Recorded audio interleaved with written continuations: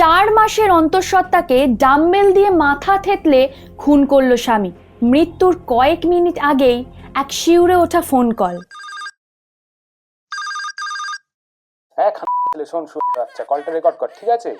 থানায় প্রমাণ হিসেবে কাজে লাগবে। ভালো করে শোন যেটা বলছি। আমি তোর বোনকে মারবো আজকে, ঠিক আছে? পুলিশ আবার কিচ্ছু করতে পারবে না, ঠিক আছে? যা।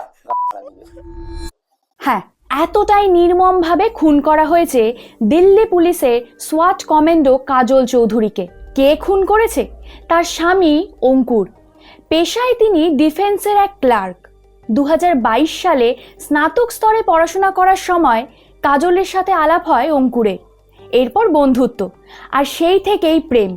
ঠিক 1 বছর পর তারা বিয়ে করে। বিয়ের পরই বেরিয়ে আসে অঙ্কুরের সেই পৈশাচিক রূপ। পৈশাচিক রূপ কেন বললাম? তার কারণ সবটুকুই বলবো তোমাদের। বিয়ের 15 দিন পর থেকেই কাজলের ওপর শুরু হয় অকথ্য শারীরিক অত্যাচার। নবদম্পতি প্রথমে থাকতো হরিয়ানাতে, তারপর চাকরির সূত্রে তারা চলে যায় দিল্লিতে, আর এরপরই বাড়তে থাকে অত্যাচার। যৌতুক হিসাবে গাড়ি ও বাড়ি চেয়েছিল অঙ্কুর, কিন্তু কাজলের পরিবার তা দিতে না পারায় প্রতিদিন চলতো এই অত্যাচার। তবে কি না দিয়েছিল তারা? নিজেদের সাধ্যের বাইরে গিয়ে ধার নিয়ে প্রায় 20 লক্ষ টাকা খরচ করেছিল মেয়ের বিয়েতে। অঙ্কুরকে নগদ টাকা, সোনা গয়না, দামি উপহার, সাথে লাখ টাকার বুলেট বাইক।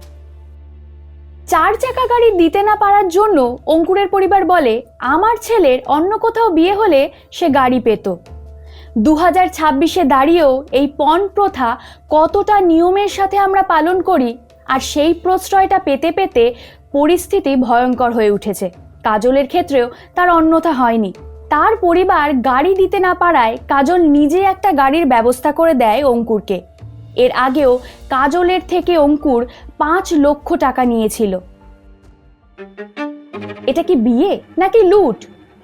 4 মাসের অন্তঃসত্ত্বা জানার পরেও অত্যাচার থামেনি। তাদের এক 1.5 বছরের পুত্র সন্তানও রয়েছে। গত 22শে জানুয়ারি যৌতুক নিয়েই আবার বিবাদ শুরু হয় কাজল আর অঙ্কুরের মধ্যে। অঙ্কুর তখন কাজলের ভাই নিখিলকে ফোন করে বলে, তোর বোনকে বোঝা কি করছে দেখ। নিখিল শুনে অঙ্কুরকে শান্ত হতে বলে, আর তারপর কাজলকে ফোন করে।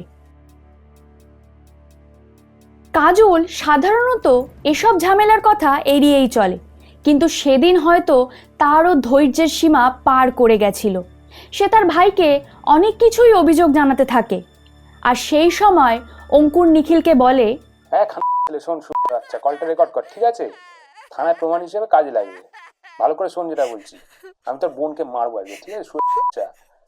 পুলিশ আবার কিচ্ছু করতে পারবে না, ঠিক আছে? যা। সঙ্গে সঙ্গে ফোনটা কেটে যায়। দরজায় কয়েকবার মাথা ঠুকে দেয় অঙ্কুর, আর তারপর ভারী ডাম্বেল দিয়ে মাথা থেতলে দেয় কাজলের। কোনো ভয় বা অপরাধবোধ কিছুই কাজ করেনি তার মধ্যে, কারণ এরপরই সে নিখিলকে আবার ফোন করে বলে, তোর বোন মারা গেছে, তাড়াতাড়ি হাসপাতালে চলে আয়। টানা 5 দিন গাজিয়াবাদ হাসপাতালে মৃত্যুর সাথে লড়ে গেছে কাজল, কিন্তু শেষ রক্ষার হয়নি। 27শে জানুয়ারি সে মারা যায়। এটা শুধুই একটা খুন নয়, খুন হয়েছে দুজনের, কাজল ও তার পেটের সন্তান। কাজলের মা পুলিশের কাছে অভিযোগ জানান, আমরা পুলিশ নিয়ে হাসপাতালে যাওয়ার আগে মেয়ের গা থেকে সমস্ত গয়না খুলে নেয় অঙ্কুর। এমনকি আমার মেয়ের সাথে একটু ভালোভাবে যোগাযোগও করতে পারতাম না। দিল্লি পুলিশ যদিও খুনের মামলায় অঙ্কুরকে গ্রেপ্তার করেছে, কিন্তু এই খুনের শাস্তি কি আদৌ হবে? এত টাকা, সোনা গয়না ও গাড়ি দেওয়ার পরও অঙ্কুর থামেনি, আর না তো থামানো হয়েছে। সমস্ত অত্যাচারের কথা জানতো তার পরিবার, তবুও হয়তো সমাজের কথা ভেবে কোনো প্রতিবাদ করেনি, আর না করেছে কাজল। ভালোবাসা তখনই সুন্দর যতক্ষণ সেটা লোভ লালসা মুক্ত থাকে। তোমাদের কাছে একটাই প্রশ্ন রইল, কাজলের এই মর্মান্তিক পরিণতিতে খুনি কি শুধুই অঙ্কুর? কথায় আছে, অন্যায় যে করে আর অন্যায় যারা সহ্য করে দুজনেই সমান দোষী।